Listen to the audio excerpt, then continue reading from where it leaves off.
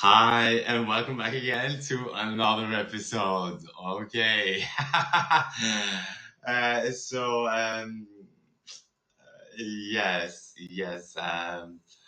Obviously, this work is becoming quite interesting. It's becoming very, very interesting, and it is explaining quite a lot. But let's just sum it up a little bit. Recap. Let's do a recap. Okay. So we found out that um, languages to emerge, we have to tie sound to a thing or an idea. But in the beginning, it must have been a thing first because it was linked to their to our direct experience, right? So our cognition had not developed yet, meaning that we could not imagine things. We could only sense things, right? So we saw the water, we saw the earth, we saw nature, we saw the sky. They were all sensory experienced as the same. So the experience in existence was universal because it was only tied to the senses. It was only tied to your eyes, to your ears, to the taste, to the sense, to the feeling, and so on and so forth, right? So that our bodies are the same, so they would see the same. Sure, someone would be born colorblind, or we would have some outliers in terms of both diseases or handicaps or whatever happens to the body, or that it is missing during birth, or right, complications that occur. Yes. So we have this one body, and then these senses are all the same, right? Um, so the first understanding must have been the same. Like water was water for everyone. Nature was nature for everyone. But then we see this divergence in intellect, in cognition, in understanding, in discernment. Okay, and this is where this is now how we diverge or begin diverging. That is what we see. Now, linguists out there will only look at grammar or the technicality of language. But I am looking at how ideas are grasped, how they're understood. And grammar does indeed show us just that. It shows us how an idea is understood or conceived or beheld. For instance, in the European mind, we made words or ideas or knowledge confined. We had that reductive mindset. We were analytical. We had this from we inherited this from the Greek era, where we were philosophizing, meaning we were trying to get to the source of things, to the truth of things, which would lead the scientific growth that we would see in the West, but not anywhere else. Because this we would see it everywhere else as well, but not in that same extent, because of the mind. We developed a different mind, and this is revealed or evidenced by our language. The skeleton of our language shows us how an idea is encapsulated.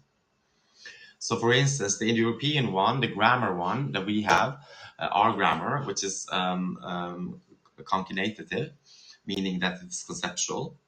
We capture an idea and then we change something around it to explain what it is that we're trying to say. But the Semitic ones, they capture an idea, say, right? They capture an idea as well, but then they change inside. They change what is inside here, so they don't compartmentalize the idea. So the idea, it always lives in context with everything else. Do you understand? It's we would, going back to the plant example, right? So we call this a plant, a flower, but this could have just been food. right? This could have just been food or a spice or decoration, or gift, right? So it's all depends on the usage, on the use of the thing, of the idea or the actual phenomena, and what we want to do with it, or how we relate to it. That would later then form how we grasp it or make it or conceive it into an idea. Okay. Okay, let me say that again. Let's say that again, because I know that I throw a lot of knowledge here, and this can be a bit overwhelming sometimes. Let's let's do this again. So um, so say that the Arabic, the Semitic people saw this and made a word of it. So they made nature, say, or right, nature. But then this nature word, they would change it from within, and that would elucidate a flower.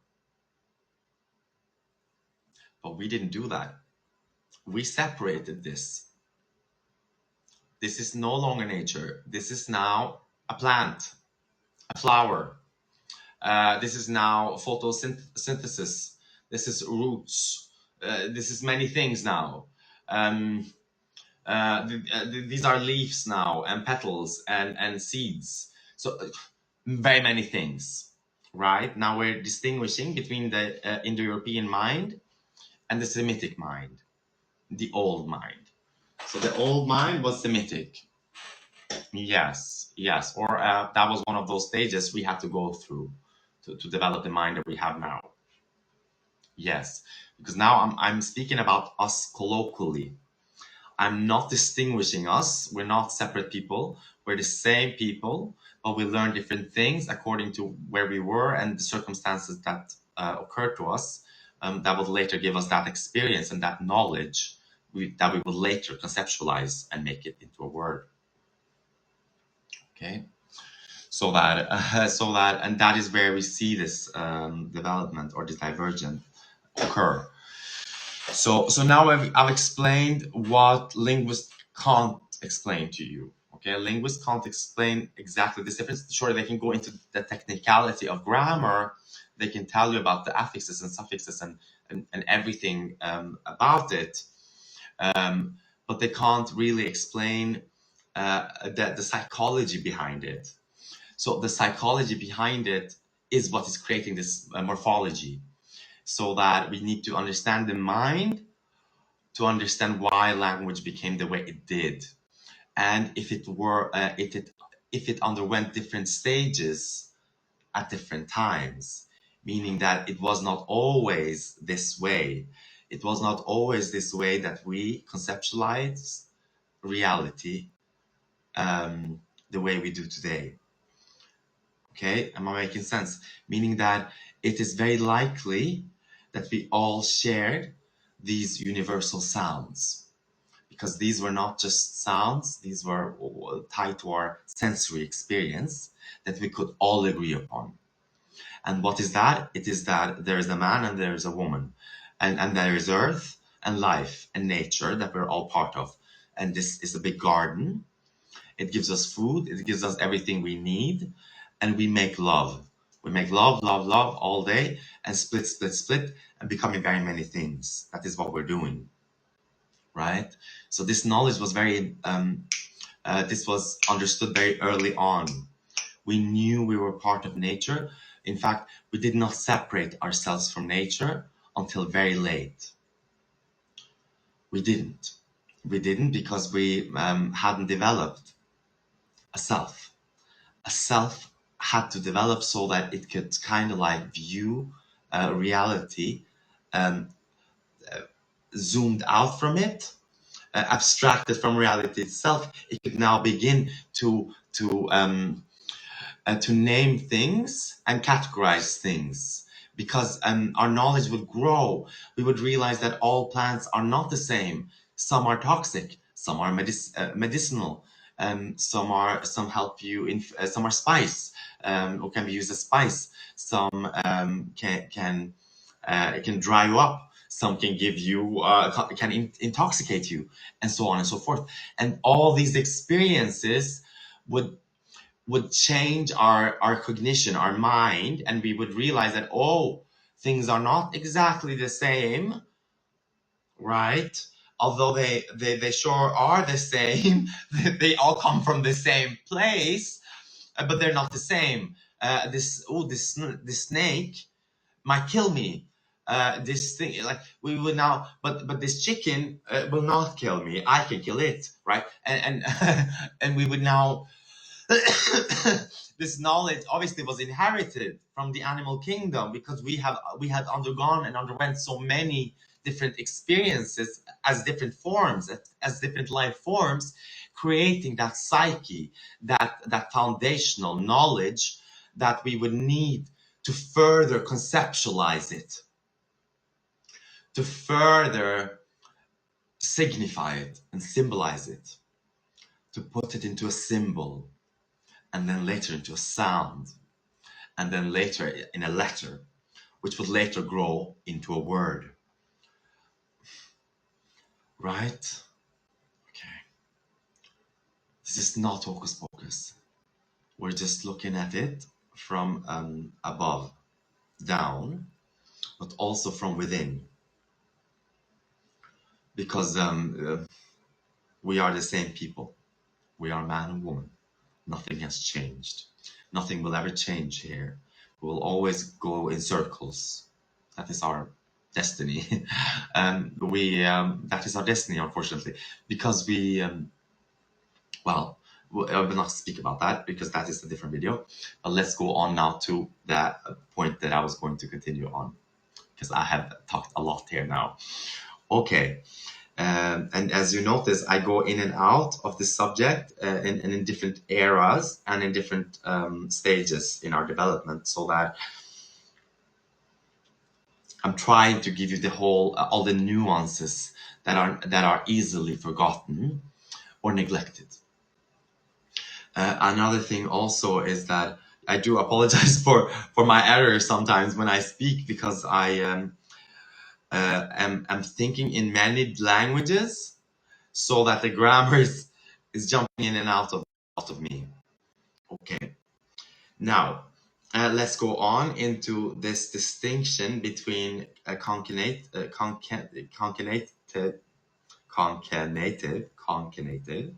and non-concatenative languages, and what this means. This has not been uttered before in this way.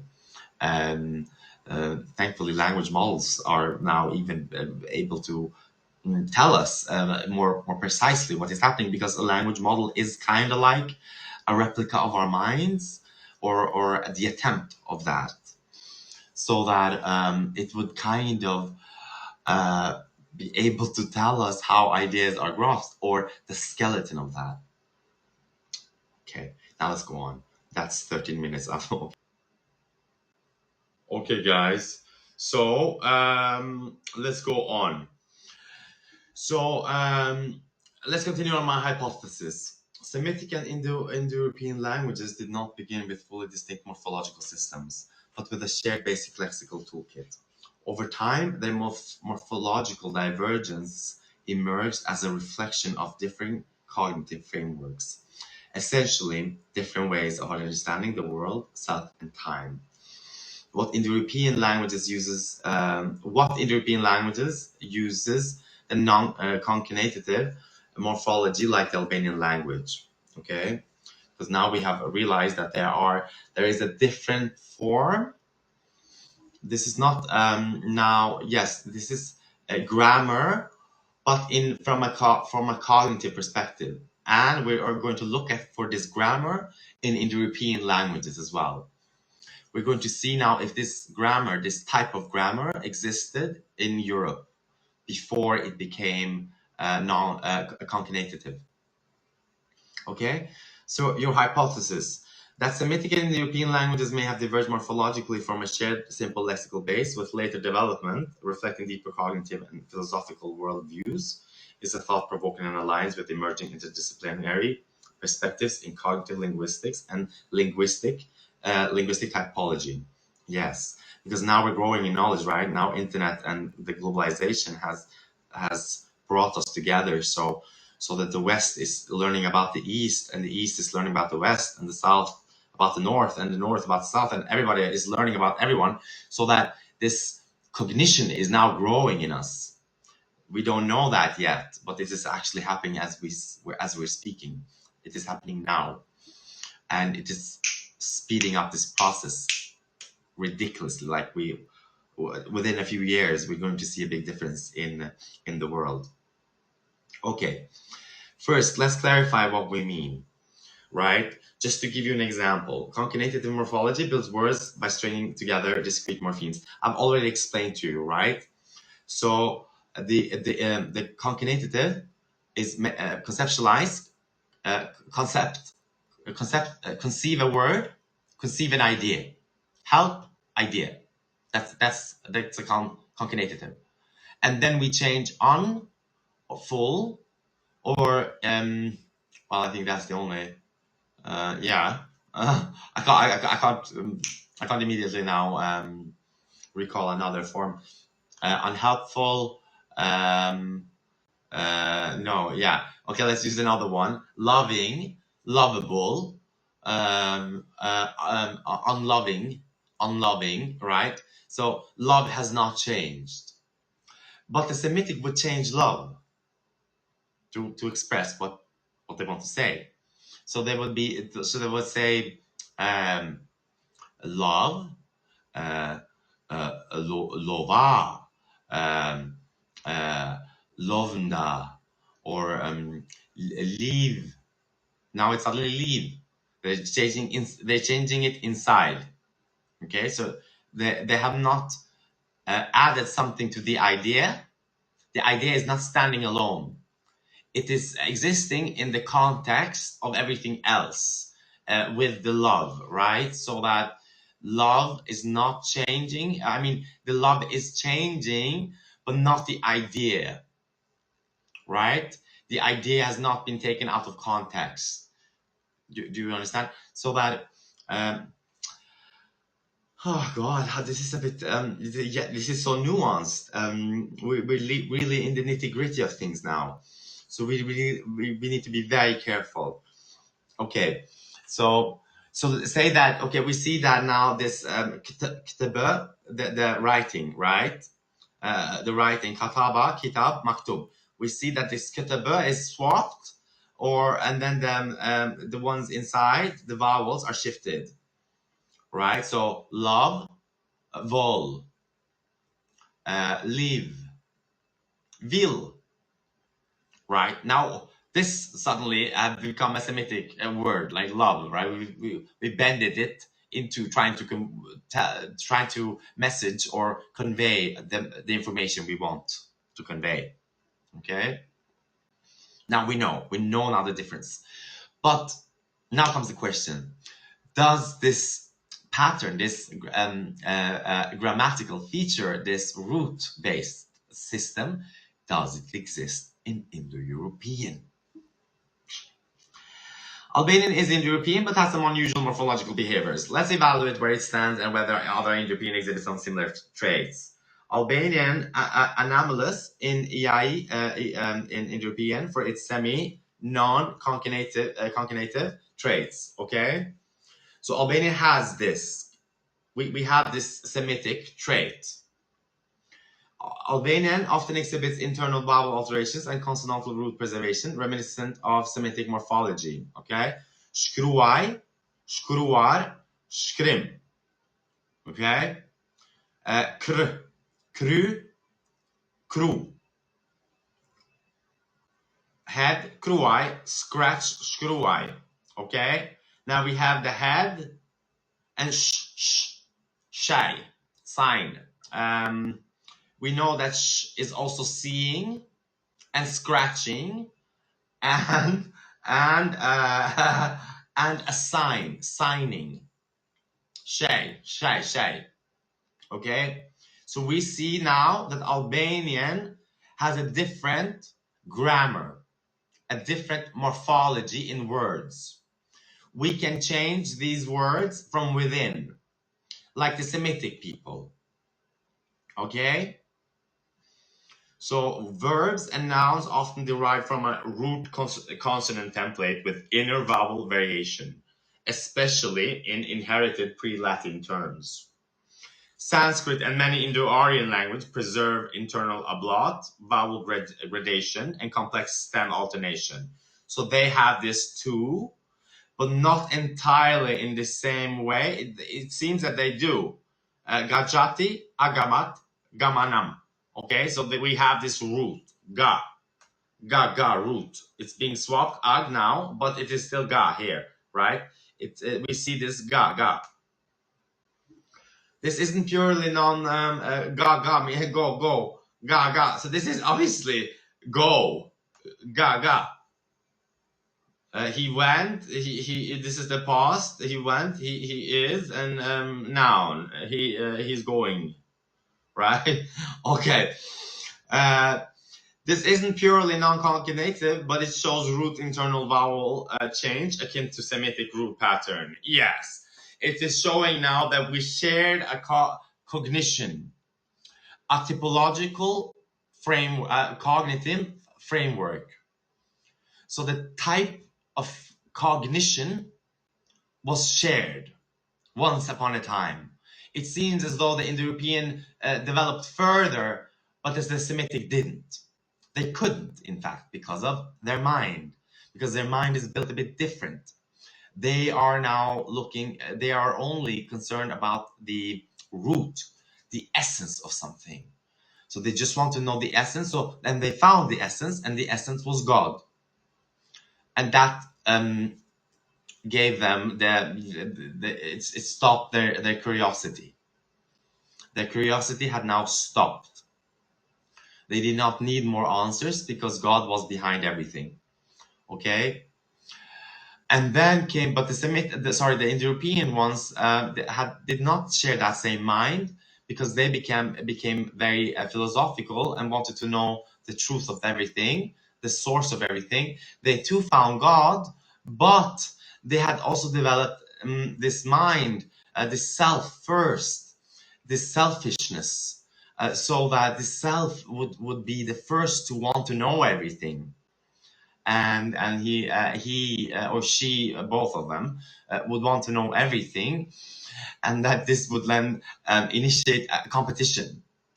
Suddenly, we this knowledge, this intelligence is creating leaders, because everybody looked up to those leaders because they were becoming very intelligent now, and they were inventing stuff that was creating their life and making their life much easier. Now they had wheel and fire and houses and metal, and then they could meld things, that they could do things that everybody else couldn't. They had tamed the animals now, that they were doing stuff that everybody else was not doing because of their mind, because they were really interested in wanting to know everything. So they were crazy, right? They were very crazy in that sense. They were like a crazy scientist, right? He was like, I want to know everything. I want to know everything. Give me everything, right? A crazy scientist. Like picture someone in a lab, right? This crazy evil scientist. He wants to know everything. That's pretty much what happened. Or you can picture it as a child, as a curious child who really was so fascinated. He was so fascinated. He looked at the stars. He really wanted to know what that star is, right?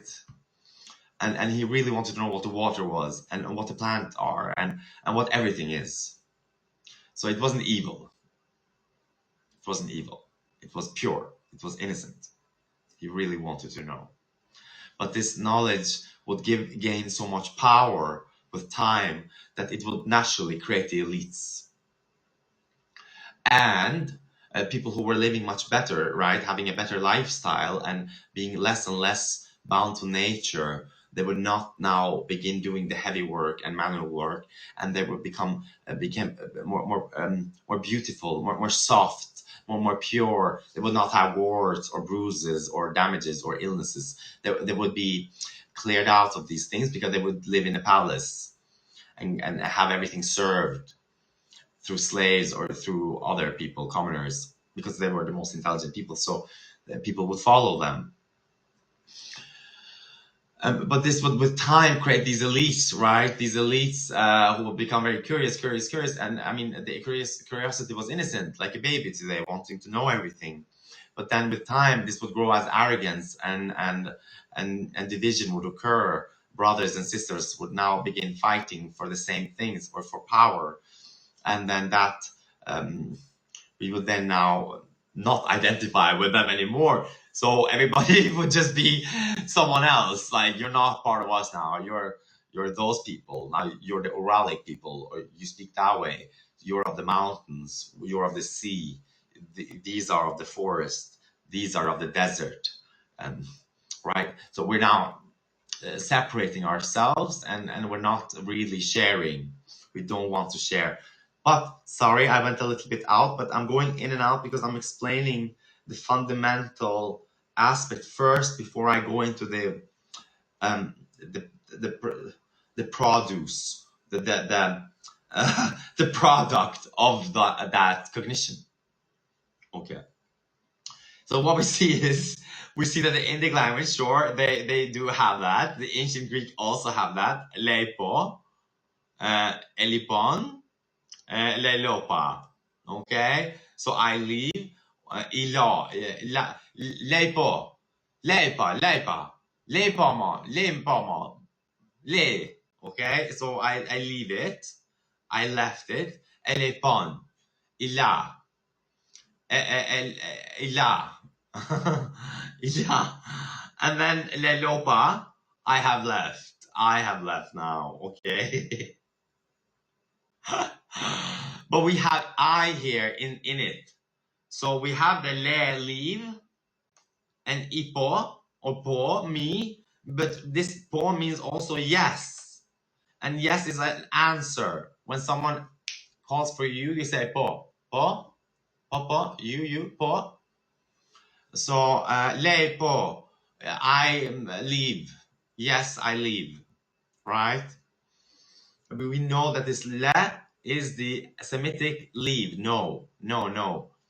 But that this would now diverge because we diverged. Yes. Again, this is an oblate, not a templatic root pattern. Indeed, it is not a templatic root pattern, but it kind of is. It is now diverging slowly but steadily. But it suggests a deep Indo-European inheritance of internal morphology. No, it doesn't. No. Germanic strong verbs use internal vowel chains to mark tense. Now we see this now in the Germanic ones in some words. Sing, sang, song, right? The Tukar and Hittite, we don't really know these, okay? These are also old now that we don't really know. Everything is guessing.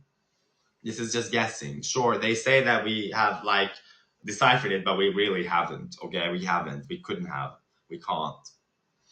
The Celtic, and then the Celtic. Initial consonant mutation and some stem alternation behavior reflect a layered morphology that is not entirely concatenative. But it has concatenation in it.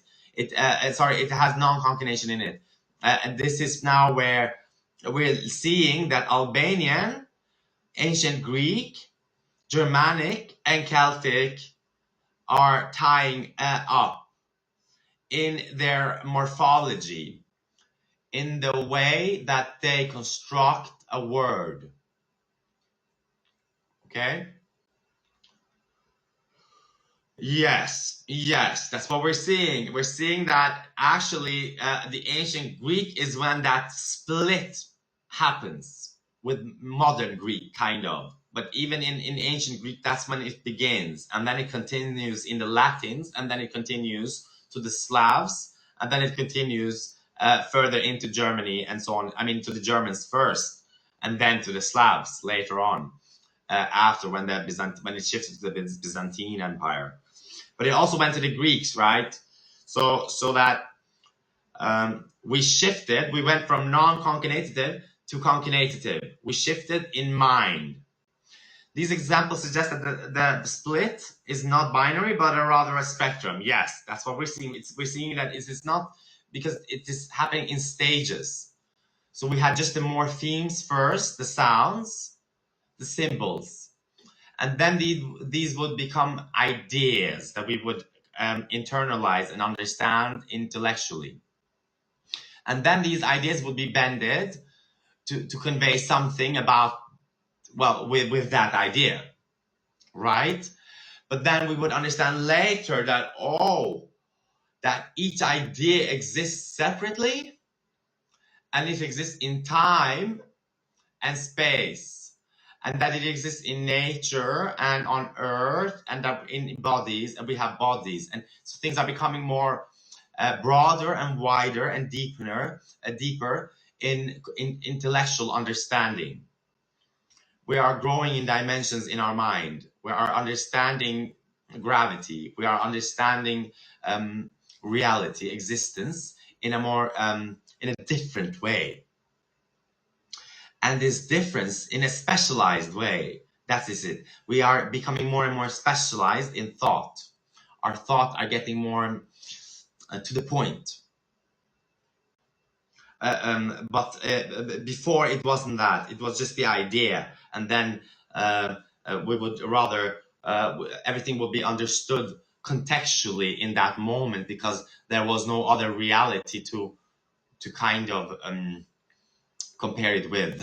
So it was just this reality. It was just the same nature, the same water, the same rocks, right? The same earth, the same people, the same man and woman. Okay, so early PIE likely featured a blot, shore, and then and so on and so forth. Albanian may preserve an older layer of flexible root structures, making it valuable for testing our hypothesis. Yes. Does this also explain why Etruscan and Basque is not considered to be part of the Indo-European family? Yes. Right. So now we're looking at, now we're seeing that, oh, we might actually share these morphemes, these first sounds, these phonemes, and that this divergence and split in the intellect will then later create these distinct language family groups, right? So cognition framework, what was being developed, knowledge, introspection, reflection, all these skills had to be developed. Every people did not reflect. Every people did not conduct science. Some just hunted. Some just worked the fields. Some just made food. Some just gathered. Some just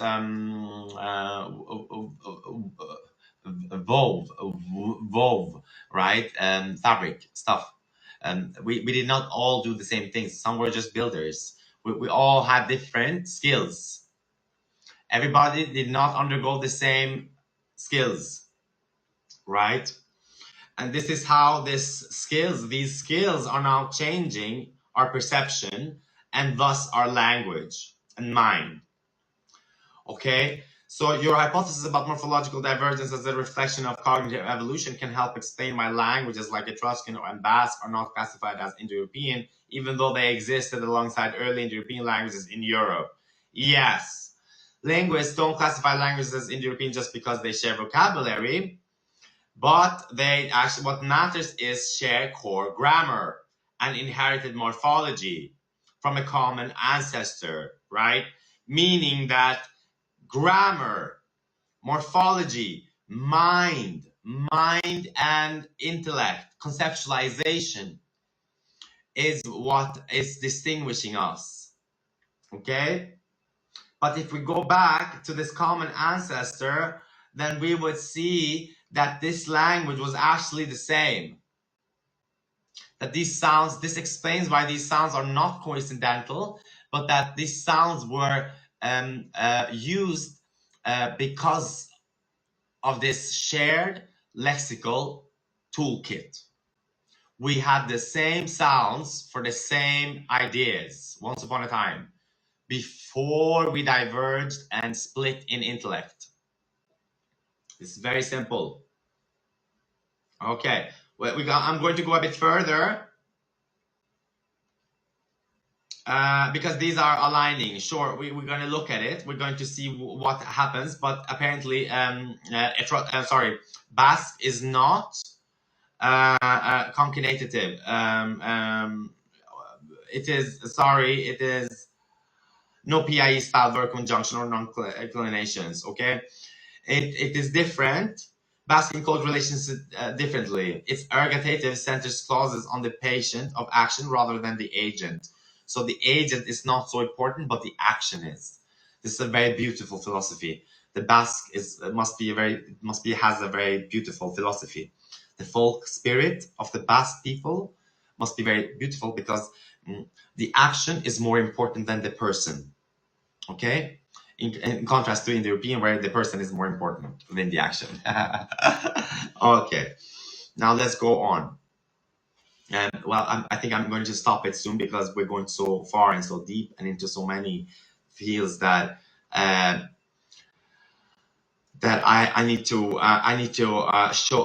take it step by steps. Right, this is so much now. Okay, and you are amazing for following me so far. If you're able to follow me so far, like you are, wow, you're a gem. So you deserve all praise. Now, okay. Yes. We were going to look at it further on, but this is now the big families. I've asked it to how does this fit with other language family groups? Okay. To connect your hypothesis to a wider world of language families, we have to step back and place Indo-European, Semitic, Albanian, Etruscan, Basque into the global typological landscape. So look at what we're doing now. We're doing something completely different. We are creating the skeleton of cognition. And see, so we have till now, we have language family trees, right? We're looking at family trees and how these diverge. But now we're doing a different type of one. We're not looking at family trees. We're going behind it and looking at the skeleton of sound and ideas and grammar. So now we're just going to follow grammar. Okay? Not remove family groups. Bye-bye family groups. Come in grammar and come in morphology. We want morphology. We want cognition and mind.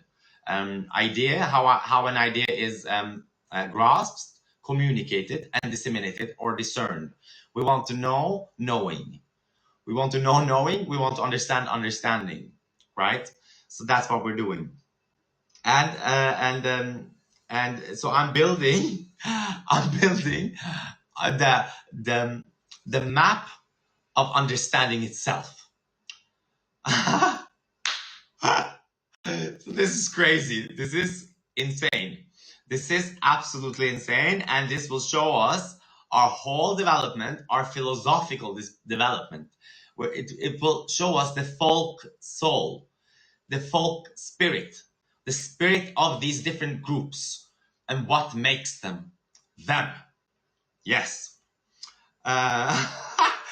So we are going to have such a great journey, guys. My goodness, this is the journey of the century, of the eons, of forever. This is the journey of forever, because we've been here for a very long time.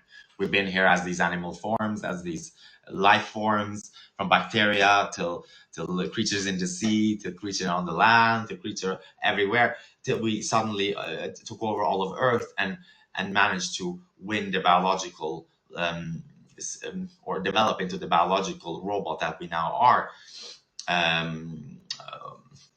But that is ignited by this life. And then we have understood this life a bit differently, it seems, and it all hinged on how we understood how understanding itself developed. So that was it. I will end it here now, because this is a lot, and I don't want you to lose the thread. We're going to hold on the thread. The thread will reveal things to us, and new things will occur that will make us. The thread goes, remember, it's like a spider web. It goes in and out, in and out, in and out, around and around, in and out, and around and around. So we need to.